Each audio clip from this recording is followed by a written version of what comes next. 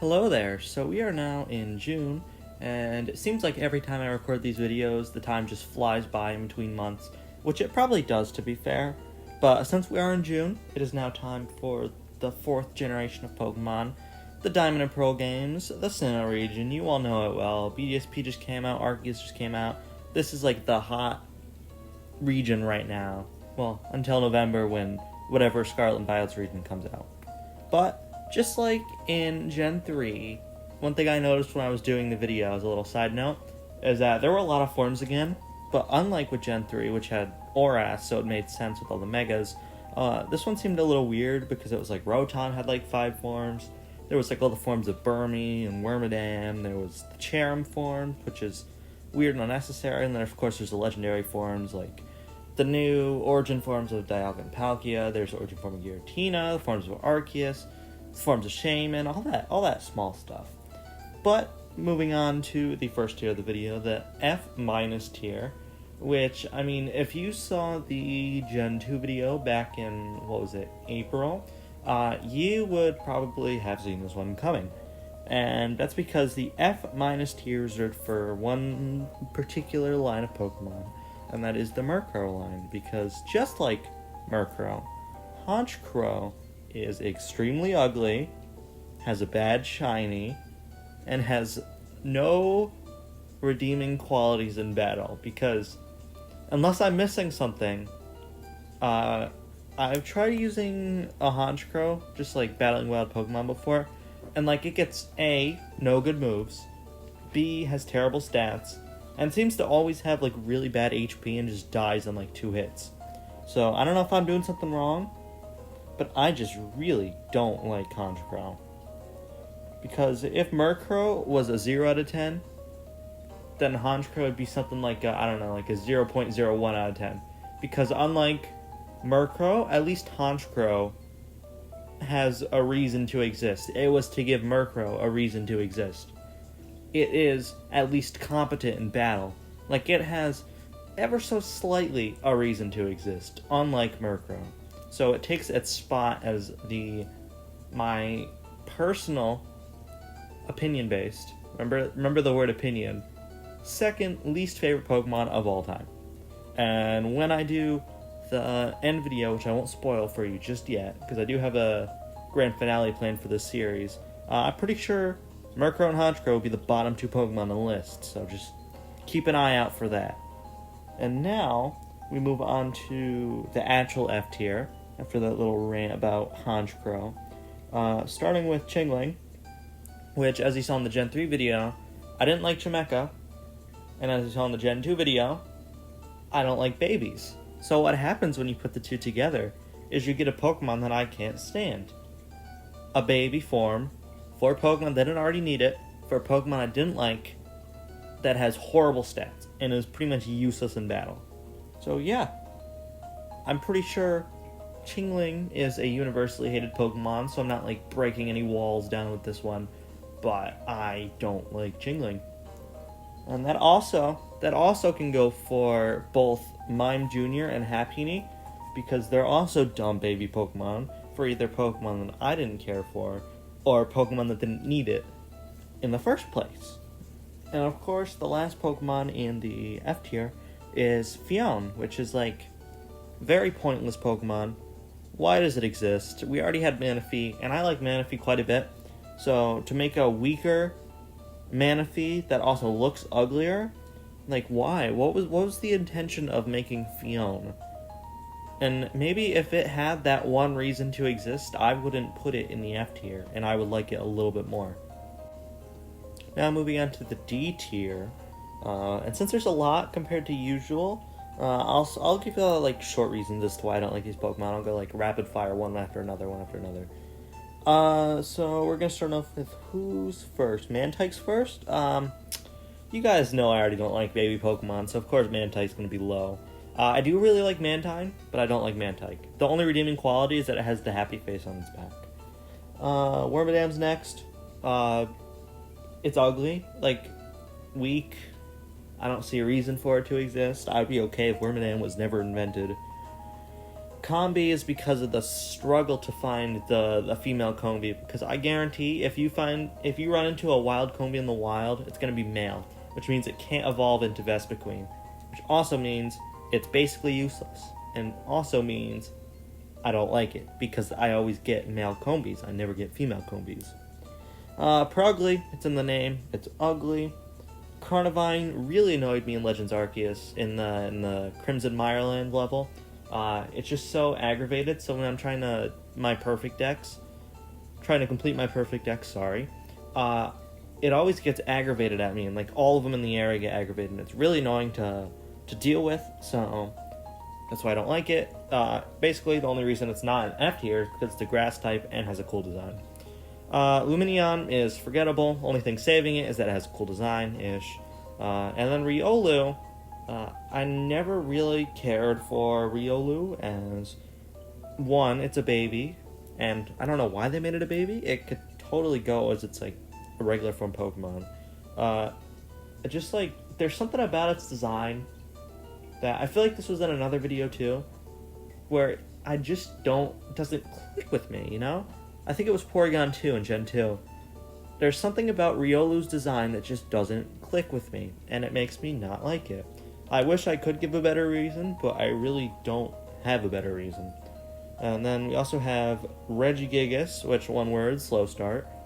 And then Weavile, which if you sell Gen 2, no, I don't like Sneasel. I said Weavile's better, but still, don't care for it. It's definitely better than Sneasel, but it's basically because I don't like Sneasel, I don't like Weavile. So it just carries across. Also, I always pronounce it differently. I either pronounce it Weavile or Weevil, so if I pronounce it twice in that video in two different forms, I'm sorry, but it just gives me another reason to dislike it. So as a quick little editor's note here, I actually forgot Prinplup in the not a fan tier, and basically I think it's ugly, it's a bad middle stage, it's actually one of the worst middle stages in the game, so that's why it's really low on the list. So back to the neutral tier. Sorry, I forgot a Pokemon. I even wrote it on the script. I don't know why I forgot it. But yeah, back to the video. And now we're going to move on to the neutral tier. And these are Pokemon that, as you guys probably can tell by the name, I don't really have a strong feeling towards either way. Obviously, the ones closer to the bottom, I have a little bit more of a negative opinion on. The ones closer to the top, I have a little more of a positive opinion on. So in this tier, you can see that there's some notable, like, fully evolved Pokemon, like, for example, there's like Probopass, Rapardos, Rotom, Drifblim, as well as Lucario, which seems to be a fan favorite, like, from this generation. It's basically treated as a Pikachu, where it gets all the love and attention, all the forms and stuff. But for other people, they actually really dislike it for that reason. So some people love it for all the attention, other people hate it for all the attention. So I stand strongly right in the middle. I like parts of it, I dislike parts of it, and when I look at it, I'm just like, yep, that's Lucario, and don't really have a strong feeling either way. Now onto the good tier.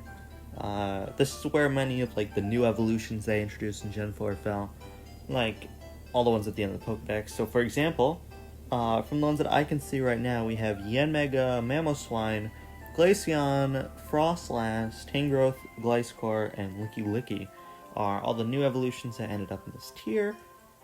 So I pretty much feel the same way about them. I think they're cool in a way, but at the same time, I'm not really like in love with them. So they sit like firmly in the good tier, because obviously I like them enough for them not to be in neutral, but I don't like them enough for them to be like a great Pokemon. There's also some just fully evolved Pokemon like Abomasnow and Hippowdon in here.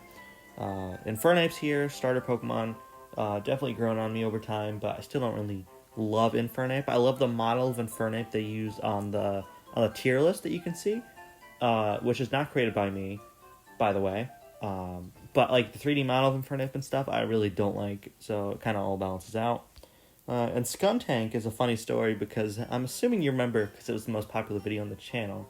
But the Galarian Star Tournament video, where I had a Skuntank, I think it was Blur on the team, it actually really grew on me because Skuntank was the reason I won that video, spoilers. But once again, I'm sure most of you have seen it because it's the most viewed video on my channel. And then also, the main thing that you're going to see in this tier is all the legendary Pokemon that are in this tier, such as like Shaman, Heatran, Cresselia, which are all like cool, strong, or cute, like legendary Pokemon that are very solid in their own way. And then Azelf and Mesperty here for being pretty cool on their own, and also for being better than Uxie, who's in the neutral tier. And now into the great tier, which is, I believe, the biggest it's ever been. Maybe like Gen 1 it was pretty big, but I believe this is the biggest it's ever been. And while most of these Pokemon are fully evolved, there are still a couple of the cute babies that I always have to cover in this video. I'm sorry, I clicked a pen. It looks like there's 1, 2, 3, 4, 5 babies. I think it's just Hippopotas, Piplup, Gibble, Turtwig, and Badoo, unless I'm not seeing one currently. I guess you can count Manaphy as well. Manaphy's kind of a cute baby, so that makes 6, which is probably a lower number than it's ever been before, but as you can probably see by the fact there's none in S tier, the babies really didn't stick out to me in this generation as much as 1, 2, and 3, and probably 5, 6, 7, and 8.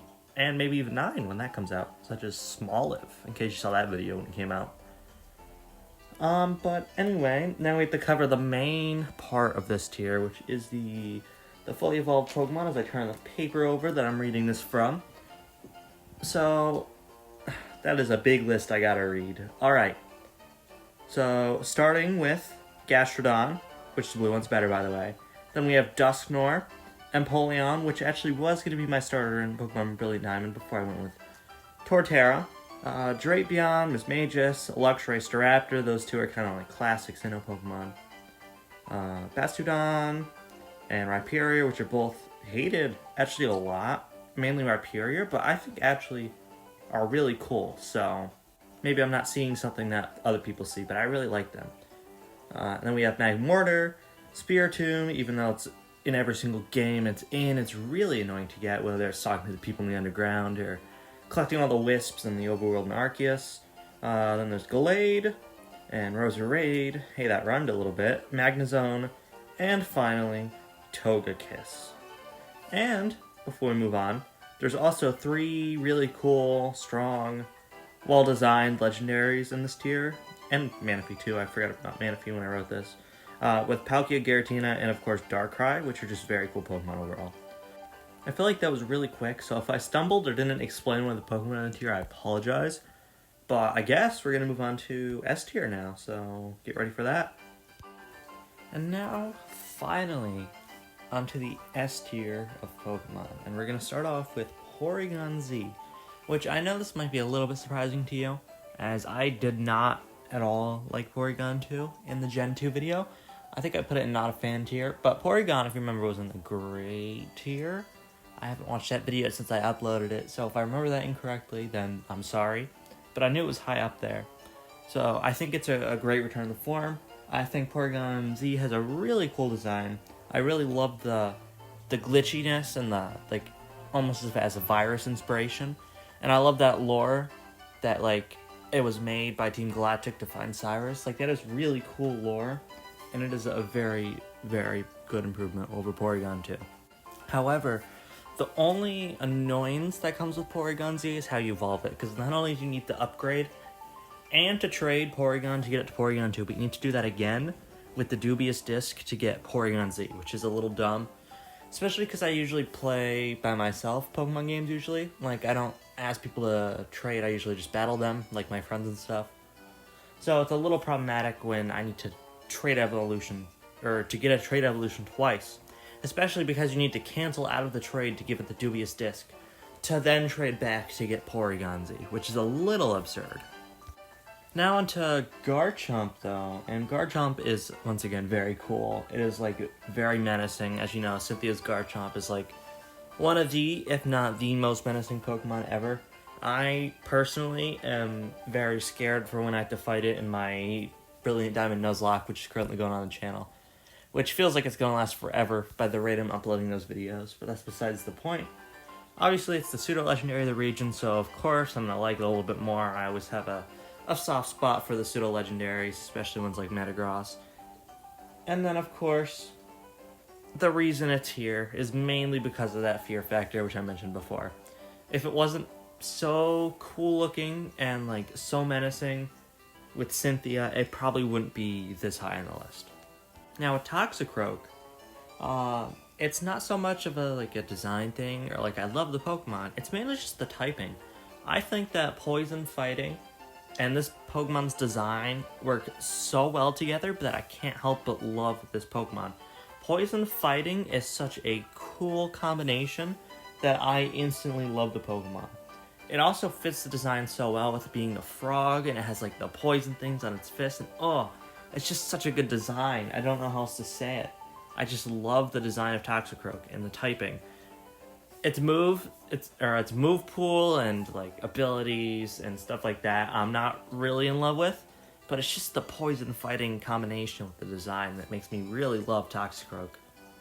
And now we have a Dialga, who is very cool and sleek with the Dragon Steel typing. If you look at Dialga, you're like, wow, that looks like a powerful creature and a powerful legendary Pokemon at that. It was my box art legendary. I never played the original Pokemon Diamond, but if I did, I would have gotten Diamond.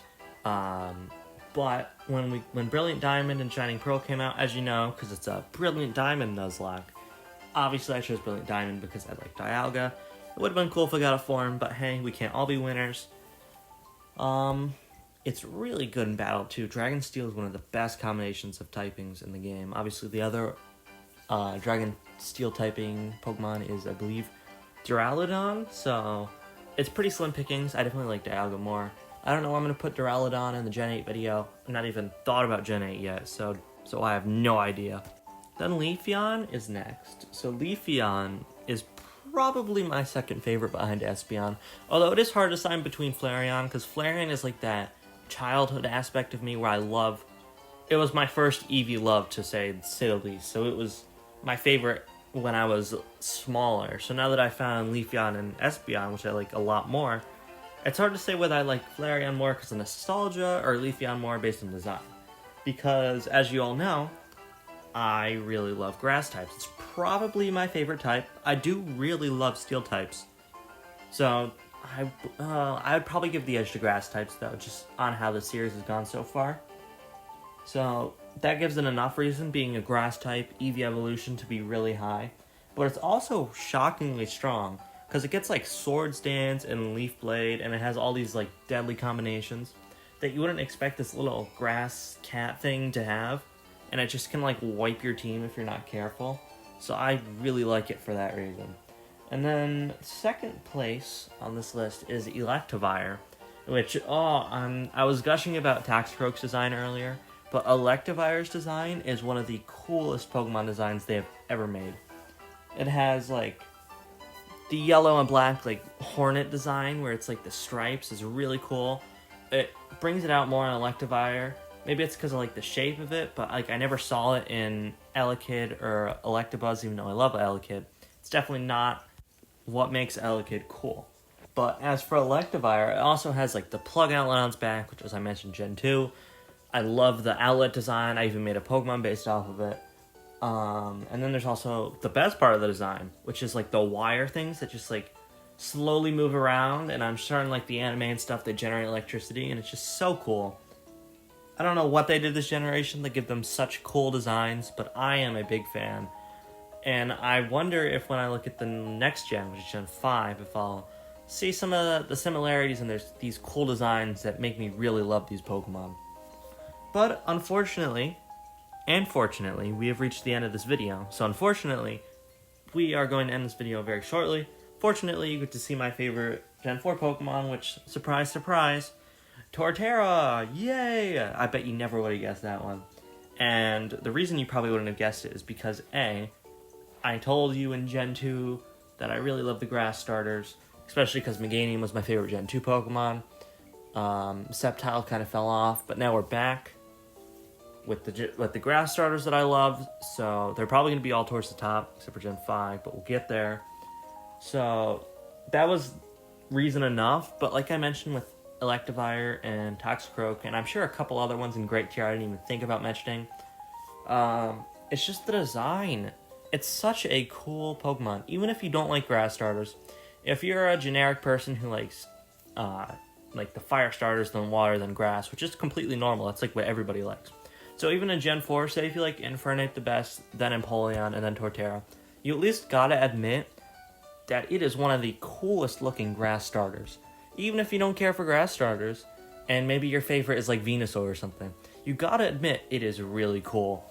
Like the whole tree coming out of his back, the whole turtle thing, the giant tortoise, which is like when you see a giant tortoise, you're like, I could see how they came up with the idea for Torterra, because they're big, they're usually like a brownish color, which is where the ground type probably comes from, and they have like the trees and like rocks growing out of them, so it's just very, very cool design.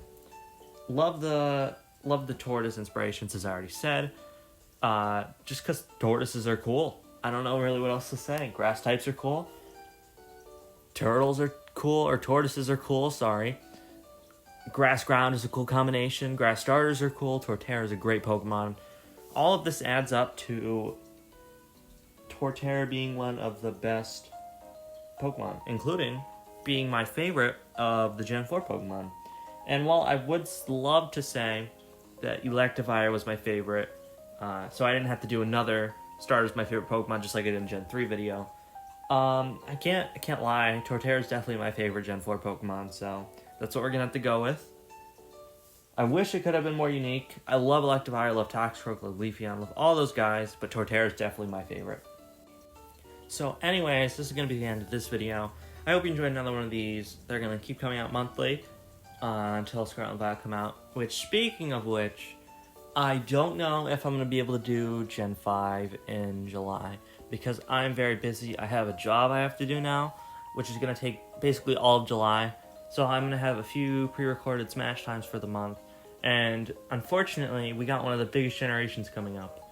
So I was thinking either I would do Gen 6 early, because that is a very small gen, and I could probably get that out on time, or doing Gen 5 in August and moving all of them down, which would mean that it would go till December, and I would do Scarlet and Violet in December. So if you do not see a Pokemon tier list video come out at the end of July, that is why I was too busy with work. If you see a Gen 6 video come out instead, I just had to go with that to keep the work train moving, or the video train moving, I should say. So, either way, that is not really your concern right now. You just watched a Gen 4 Pokemon video. Thank you for watching. I appreciate it very much, especially because after I created the second channel, which all of you should go check out if you haven't already, the views have definitely spiked up. So I do appreciate that. Even if you're sympathy watching because you like my other channel more, I still appreciate it. And I want to thank you for watching, and I will see you all in my next video. So, goodbye!